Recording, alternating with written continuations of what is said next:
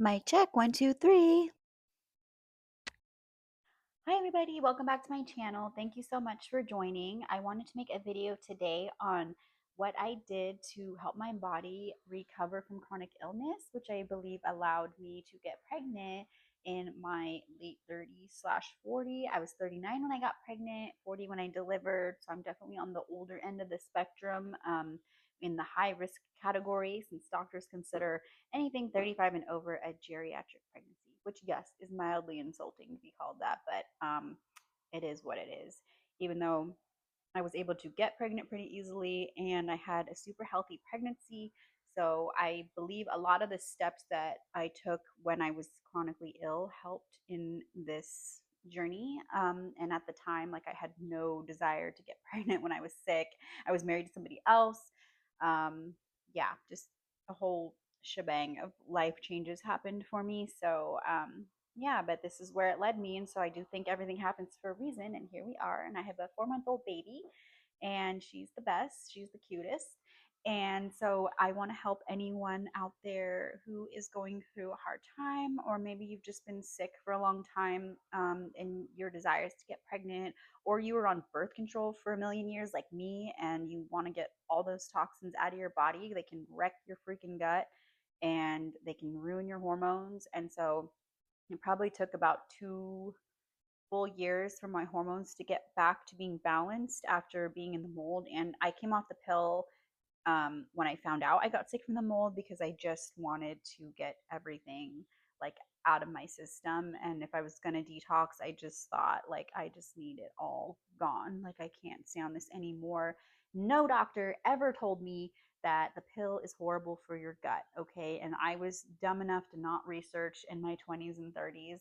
I just, like, really didn't want to get pregnant. And that was the only option in my head to 100% prevent it. So yeah, I mean, I was married for 12 years with the same person for 17 years. So even though that was my life at the time, we just didn't want kids. I was very, like, career driven. I had started my own business. I just did not want to be pregnant. I didn't want the responsibility of another human life. So that was why I stayed on it for so long. And I just wish one doctor would have told me that I ever saw that maybe I should, like, cycle off of it, or I should try some other type of birth control. I mean, I just took the pill, just like the regular standard pill. They never offered any other solutions. I think one doctor might have suggested, like, the IUD thing, but yeah, I mean, I don't know. It's still like, either way, you're still messing with your hormones. So, like, it's not good. I just want to save anybody issues in the future. If you're struggling or you feel like the pill has messed up your body, that you should look into it. Talk to, like, a natural doctor, a functional doctor, somebody that understands. I think there's a doctor out there named Jolene Brighton, or Jolene Bright, something like that. I don't know. I found her on Instagram. She's really great with hormones and talking about being on the pill and stuff. So I read a lot of her things, and yeah, it was very helpful. So, that being said, I just want to give somebody else out there hope that if you're struggling to get pregnant and you think it's a lost cause, especially after coming off birth control, or being in a moldy house, or suffering from some kind of chronic illness, that there is hope. I was able to do it. I suffered from a miscarriage the first time, but then the second one stuck, and I have a beautiful little 4-month girl. So, yeah, just remember that anything is possible, and this is where life takes you. Sometimes you have to go through some darkness to get on the other side, and I guess that's what it took for me to get here, to realize that I was meant to have a child, and um, be with somebody else, and now I'm super happy, and I feel like I'm living, like, my truly authentic life. So here we go. Number one: detox before you get pregnant. Get healthy before you get pregnant. Don't wait to try to do it while you're pregnant. So this I was forced into, obviously, from being in a moldy apartment, but I think that was game changing. And I think taking that time and that 2 years it took me to get, like, 90% of my health back, after being on birth control and in that gross apartment, really, really helped, because it just flushed everything, I think, out of my system that had been building up in my body for years. And so that was probably due to a lot of chronic stress and out of whack nervous system too. But it didn't help. And like, it's just like this domino effect. And then I think all it takes is like that last one to just like push you over the edge. And for me, that's what it was living in that apartment and just being in like a super stressful time in my life and just not being in the life I was supposed to be living really is what got me super sick. But here we are. And so I think because I spent time completely changing my diet, eating clean. I took processed food out of my diet for 2 years. I didn't drink any alcohol. Like I just ate clean out of the fridge. Um, little dark chocolate when I had a sweet tooth, and that was pretty much it. So it was super boring. It wasn't fun. I had to sacrifice. I couldn't go out to restaurants and just eat whatever I wanted, and I just couldn't enjoy life the same way that I was before. So it just forced me to get really disciplined and be really good about my diet and my health. And that was taking the supplements I was on at the time and the medication. I was working with a functional doctor that had to end up prescribing me a medication for the mold issues. He was great. So yeah, if you can find a doctor that takes insurance or you can afford to go to a natural doctor, it's definitely worth looking into to see if there's somebody that can help you. So I would highly recommend that. The second thing that I did was I healed my nervous system. So I did a program called Primal Trust. I've talked about it in some previous videos, so I won't go into a lot of detail, but it was affordable for me at the time. And the doctor that ran it, Kathleen King, she's great. And I still use some of the practices today. And I only needed to use it and learn it really for a few months. And it was pay by month. So I think once I got the hang of it and I was able to just kind of do things on my own, that really, really helped. And so calming down your nervous system, it's not only going to be good for you, but it's going to be good for your child. So again, can't stress that enough that when you learn to regulate your own nervous system, then they're going to come into a world with a regulated nervous system, and you can use and teach those practices to them because there's so much stress now. And with all of the stuff, internet wise and social media wise, and just the chaos that we live in today, nothing could be more important than your nervous system. And I think that's a main reason why people get chronically ill is it's a combination of both. It's the toxins, but then your nervous system is just so out of whack that you can't um, detox, and your body can't process the way that it's supposed to, and you get stuck in that fight or flight thing, and it's all downhill from there. So take it from me that it's super important, and that if you can afford to do a program, then that'll keep you accountable, and it'll give you a schedule to stay on to learn it and do it every day. If you can't, I don't think it's a huge deal breaker. There's so many videos out there on YouTube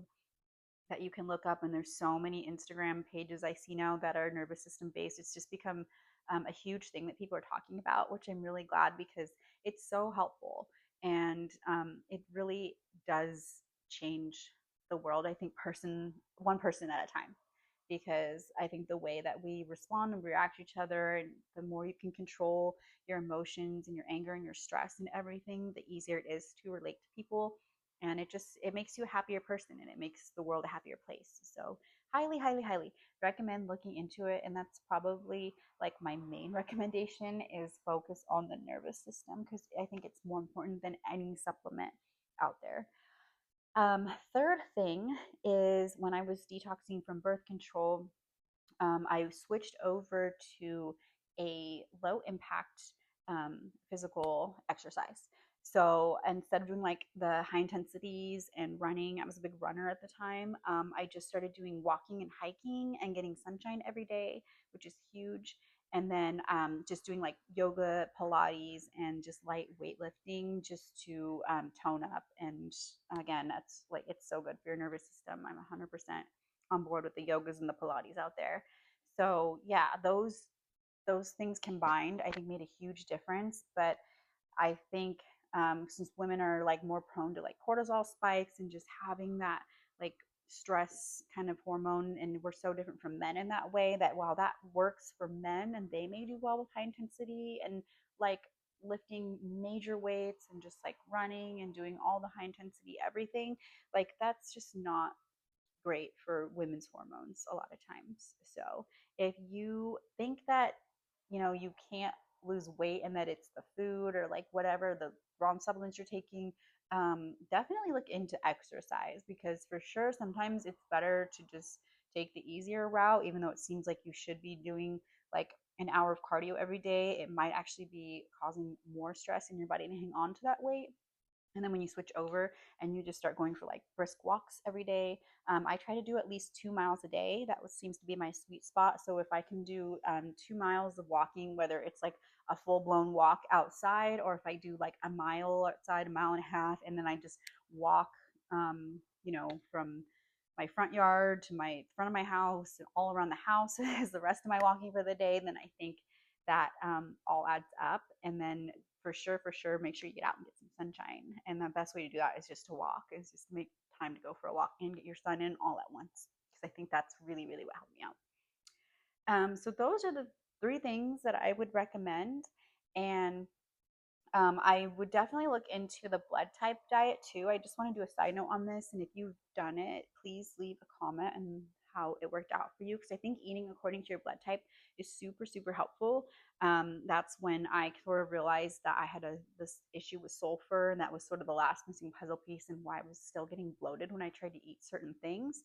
So I went back to like my pescatarian, vegetarian diet and eating low sulfur seafood, and then just eating like lots of fruit and veggies that are low in sulfur, because I just think that that's really what my body likes. And that's blood type A, is like the pescatarian, vegetarian sort of lifestyle. And so, yeah, I'm just curious to see if that's worked for anybody, because it's been really helpful for me. And I just started intuitively eating that way years ago. I was pescatarian for, I think, about 15 years. And then when I got sick, I thought I should add in animal products to help to kind of make up for not eating um, like gluten-free pasta and stuff in a box, because I was just trying to get out of the fridge. But unfortunately, that just didn't help me, because I don't know if not eating it for years, I just didn't have the enzymes to digest it anymore. If it's just my body just didn't like it in the first place. Because when I took that stuff out of my diet years ago, I felt so good. That's the best I ever felt, is when I stopped eating meat, um, and I stopped eating dairy, and I went gluten free. And so those things really, really helped me feel my best. And so as much as I would like to eat red meat and like raw cheese and raw milk and stuff, I think they're great. I think they're healthy. Like, nothing against them. I would love to convince people that can eat like that, but for some reason, it just, my body doesn't like it. I can have like a little bit here and there, I notice, especially if I take the molybdenum supplement with it. Previous video talks about that, so you can watch that if you want to know. But that helps me process sulfur a little bit better. But I just can't like have multiple animal products in a day, or like, all in a row or anything like that, because I think my digestive system just goes on overload and then I get bloated. Um, so yeah, that is pretty much all I have. I really appreciate you guys being here. If you could like and subscribe, I'd appreciate it, because I am going to keep making videos. If there's any topics you want to hear about, just leave a comment below, or you can always email me. It's in my bio. If you have any questions, you need help with anything, I'm happy to respond to you when I can. And yeah, so more to come. And I hope to share some baby time, baby stuff on here, and like what my life is like now. So yeah, thank you guys so much, and I'll talk to you later. Bye.